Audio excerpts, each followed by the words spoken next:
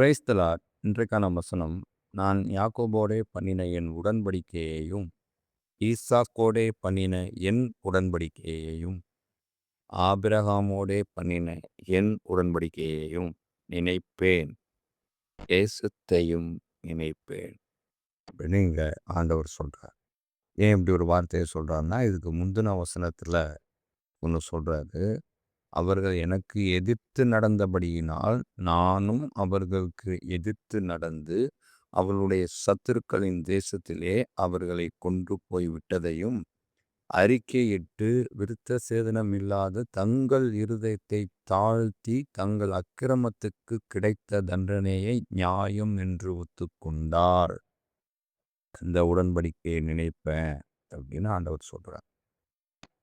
ஆண்டவர் உடன்படிக்கையை நினைக்கணும் அப்படின்னா நாம் செய்கிற தவறுகளை நியாயம் என்று ஒத்துக்கொள்ள வேண்டும். அதைத்தான் இங்கே ஆண்டவர் சொல்றாரு. யாக்கோபோடு பண்ணின உடன்படிக்கை என்ன உடன்படிக்கை அப்படிங்கிறத வசனத்தில் நம்ம பார்ப்போம். அது இன்னும் நல்லா உங்களுக்கு தெளிவாக புரியும். அங்கே அவன் ஒரு சொப்பனம் கண்டான். இதோ ஒரு ஏணி பூமியிலே வைக்கப்பட்டிருந்தது. அதன் நுனி வானத்தை எட்டியிருந்தது. அதிலே தேவதூதர் ஏறுகிறவரும் இறங்குகிறவருமாய் இருந்தார்கள். இந்த ஏணி யாருன்றது நமக்கு தெரியும். அவர் தான் இயேசு கிறிஸ்து. அவரை அல்லாமல் பரலோகத்துக்கு நாம் போக முடியாது அப்படிங்கிற அர்த்தம் இங்கு விளங்குது. இந்த சொப்பனத்தை யாக்கோபு பார்க்கிறார். சரி, அடுத்து என்ன நடக்குது? உன் சந்ததி பூமியின் தூளை போல் இருக்கும். அதற்கு மேலாக கர்த்தர் நின்று, நான் உன் தகப்பனாகிய ஆபிரகாமின் தேவனும் ஈசாக்கின் தேவனுமாகிய கர்த்தர் நீ படுத்திருக்கிற பூமியை உனக்கும் உன் சந்ததிக்கும் தருவேன். யாக்கோபு படுத்திருந்த அந்த பூமி எது? அந்த தேசம் எது அப்படின்னா கானான் தேசம். கானான் தேசம் அப்படிங்கும்போது அது இஸ்ரவேல் தேசத்தை குறிக்கிறது. ஏன்னா நம்ம இதுக்கு பின்னாடி வர வசனங்களை பார்க்கும்போது உங்களுக்கு புரியும். இஸ்ரவேல் தேசம் ஆரம்பத்தில் ஒரு சிறிய ஒரு இடத்தை கொண்ட தேசமாக தான் இருந்துச்சு. அதுக்கப்புறம் அது பரம்பி பரம்பி ஒரு நல்ல பெரிய தேசமாய் அது பறந்திருக்கிறது அதனுடைய நிலைப்பாட்டிலிருந்து. அதான் இங்கே ஆண்டவர் சொல்கிறார், நீ மேற்கேயும் கிழக்கேயும் வடக்கேயும் தெற்கேயும் பரம்புவாய். உனக்குள்ளும் சந்ததிக்குள்ளும் பூமியின் வம்சங்கள் எல்லாம் ஆசீர்வதிக்கப்படும். எல்லா பக்கமும் நீ என்ன பண்ணுவ? பரம்புவ. அதனால சந்ததிகள் எல்லாம் ஆசீர்வதிக்கப்பட்டிருக்கும். இஸ்ரவேல் தேசம் உட்பட்ட பகுதின்னு பார்க்கும்போது லெபனான், ஜோர்டான், சிரியா, பாலஸ்தீனம் இப்படி நிறைய இருக்குது. காசா, இப்படி எல்லா நாடுகளையும் உள்ளடக்கியது தான் இஸ்ரவேல். இந்த இஸ்ரவேல் தேசம், கானான் தேசம், அதை நான் கொடுப்பேன். சந்ததி தூளை போல இருக்கும் அப்படின்னா அந்த அளவுக்கு அந்த சந்ததி பெருகும். இதில் ஒரு ஆவிக்குரிய விஷயமும் இருக்குது. இது மேம்போக்கா உலகம் பிரகாரமாக மாத்திரம் பார்க்கக்கூடாது. தேசம் பெருகுது, மக்கள் பெருகிறாங்கன்னு. ஆவிக்குரிய விஷயம் என்ன அப்படின்னா, இந்த வாக்குத்தத்தம் என்னன்றது நம்ம அடுத்து வர்றதில் பார்க்கலாம். ஆபிரகாமுக்கு சொன்னது, அதில் ஆண்டவர் சொல்லியிருக்கபடி அந்த சந்ததி பெருகுச்சு. எப்படி பெருகுச்சு அப்படின்னா, அவர்கள் மாத்திரம் பெருகலை, அவர்கள் மூலமாக புறஜாதியாராகிய நாமும் அந்த உடன்படிக்கைக்குள்ள பங்குள்ளவர்களாக மாறி இந்த சந்ததி உலகம் எங்கும் பரம்பினது, பரவி இருக்கிறது, பெருகி இருக்கிறது, இப்போ வரைக்கும் பெருகி கொண்டே இருக்கிறது. அதுதான் அதனுடைய அர்த்தம். இப்போ நாம் இதில் ரிவர்ஸில் பார்த்துட்ருக்கோம். ஏன்னா அந்த வசனத்தின்படி பார்த்துட்ருக்கோம். அடுத்து யாரு? ஈசாக்கு. ஈசாக்க பத்தி ஆண்டவர் என்ன சொல்லியிருக்கிறாரு? இந்த தேசத்தில் வாசம் பண்ணு. நான் உன்னோடே கூட இருந்து உன்னை ஆசீர்வதிப்பேன். இப்ப ஆண்டவர் ஒரு தேசத்துல இரு அப்படின்னு சொல்லிட்டாருன்னா, அவர் நம்ம கூட இருக்கிறாருன்னு அர்த்தம். அதனால நம்ம என்ன பண்ண வேண்டியதில்ல, எந்த ஒரு குழப்பமும் அடைய வேண்டியதில்ல. நான் உன்னோட வாசம் பண்ணுவேன். உன்னோட கூட இருப்பேன். இருக்கிறது மாத்திரமல்ல, உன்னை ஆசீர்வதிப்பேன் அப்படின்னு ஆண்டவர் சொல்றார். நான் உனக்கும் உன் சந்ததிக்கும் இந்த தேசங்கள் யாவையும் தந்து, உன் தகப்பனாகிய ஆபிரகாமுக்கு நான் இட்ட ஆணையை நிறைவேற்றுவேன். ஆபிரகாமுக்கு சொன்னதை நான் நிறைவேற்றியே தீருவேன். அந்த உடன்படிக்கையை நான் ஒரு நாளும் மாற்ற மாட்டேன், மாறவும் மாட்டேன். அந்த உடன்படிக்கையிலிருந்து மறக்கவும் மாட்டேன். அந்த வாக்குத்தத்தத்தை நான் நினைவு கொண்டு கொண்டே இருப்பேன். அதை கண்டிப்பாக நான் செய்து முடிப்பேன் அப்படின்னு ஆண்டவர் சொல்றார். ஆபிரகாம்கிட்ட சொல்றத பாருங்க. உனக்கும் உனக்கு பின்வரும் உன் சந்ததிக்கும் நான் தேவனாய் இருக்கும்படி. ஆண்டவருடைய விருப்பம் பார்த்தீங்களா? சந்ததி சந்ததியா அனைத்து சந்ததிக்கும் நான் தான் தேவனா இருக்கணும்.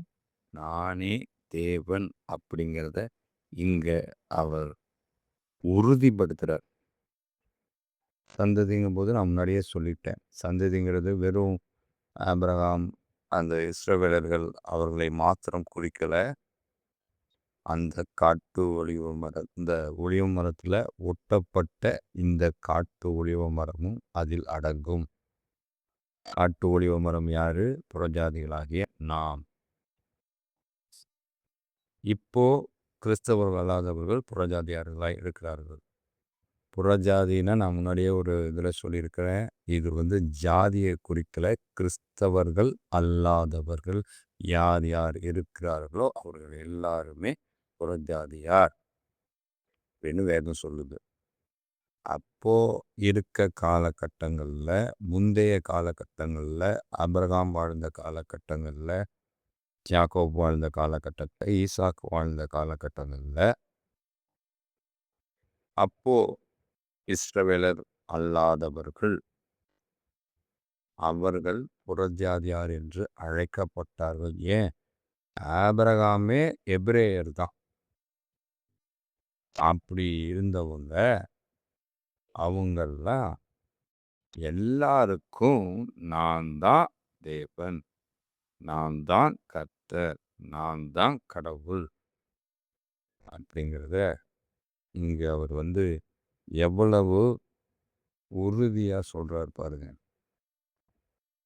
எனக்கும் உனக்கும் உனக்கு பின் தலைமுறை தலைமுறையாக வரும் உன் சந்ததிக்கும் நடுவே என் உடன்படிக்கையை நித்திய உடன்படிக்கையாக ஸ்தாபிப்பேன்.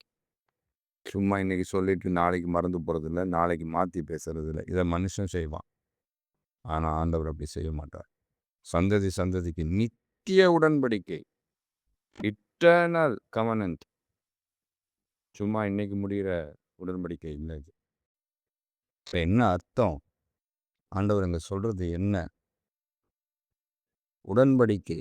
அந்த உடன்படிக்கையை எவ்வளவு ஒரு அவர் ப்ரெஷியஸாக நினைக்கிறார் பாருங்க. நாம் நிறைய பேர்கிட்ட உடன்படிக்கை செய்வோம். ஏன் ஆண்டவர்கிட்டே நம்ம அநேக நேரங்களில் பல உடன்படிக்கை செய்வோம். ஆண்டவரே நான் அதை அப்படி செஞ்சிடறேன், ஆண்டவரே நான் இதை இப்படி விட்டுடுறேன், ஆண்டவரே நான் இப்படி கீழ்ப்படுகிறேன், ஆண்டவரே நான் இதை நீங்கள் சொல்கிறபடி செஞ்சு எல்லாவற்றையும் நான் பார்த்துக்கொள்கிறேன். இப்படி எல்லாவற்றையும் செய்து நாம் சொல்லி கொண்டு இருப்போம். உடன்படிக்கை பண்ணி கொண்டே இருப்போம் ஆண்டவரிடத்தில். அதை பண்ணிடுறேன், இதை பண்ணிடுறேன். ஆனால் நம்ம அடுத்த நாளே மாறிடுவோம்.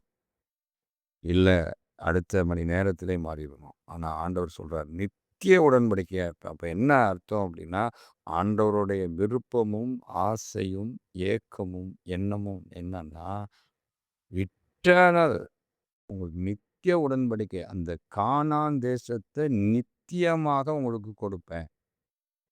இங்கே இருக்கிற பூமியில் இருக்கிற கானான் தேசம் மாத்திரம் இல்லை, இந்த கானான் தேசத்தின் ஆவிக்குரிய தேசமாக இருக்கிற பரலோக தேசத்தை உங்களுக்கு கொடுப்பேன். உனக்கும் உன் சந்ததிக்கும் வருகிற சந்ததி அனைத்திற்கும் நான் கொடுத்தே தீருவேன். ஆனால் இது எல்லாருக்கும் எல்லா சந்ததிக்கும் நான் ஒருவனே தேவன். என்னை அன்றி உனக்கு வேற தெய்வம் கிடையாது. நான் பிதாவாகவும் இருக்கிறேன், குமாரனாகவும் இருக்கிறேன், ஆவியானவராகவும் இருக்கிறேன், திருத்துவ தெய்வமாகவும் இருக்கிறேன். புரிகிற மாதிரி சொல்லணும்னா நான் இயேசுவாய் இருக்கிறேன். உடன்படிக்கை செய்து உங்களை நான் பரலோகத்துக்கு அழைத்து செல்ல விரும்புகிறேன். அதற்காகத்தான் இந்த உடன்படிக்கையை செய்திருக்கிறேன். அதை நான் சந்ததி சந்ததியாய் தொடர்ந்து கொண்டே இருக்கிறேன். ஆபிரகாமே, உன் சந்ததி மாத்திரம் இல்லப்பா, உன் சந்ததியின் சந்ததியின் சந்ததியின் சந்ததி. இப்போ நாம் இருக்கிறது கிட்டத்தட்ட 6000 வருடங்களுக்கு மேலாக ஆகுது. ஆபிரகாமுக்கு எத்தனை 1000 வருடங்களுக்கு முன்பாக சொன்னது? கிட்டத்தட்ட ஒரு 2000, ஒரு 3500, 4000 வருடங்களுக்கு முன்பாகன்னு வச்சுக்கலாம். அதுக்கப்புறம் இத்தனை 1000 வருடங்கள் கடந்து இருக்கிறது. ஒரு 2000 வருடம்னு வச்சுக்கோமே. 2000 வருடங்கள் கடந்து.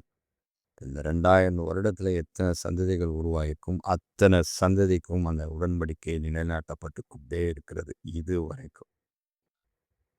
அப்போ ஆண்டவர் எப்பேற்பட்ட ஒரு உடன்படிக்கையை நம்மிடத்தில் செய்திருக்கிறார். இந்த உடன்படிக்கைக்கு நாம் பாத்திரவான்களாய் எண்ணப்படுகிறோமா?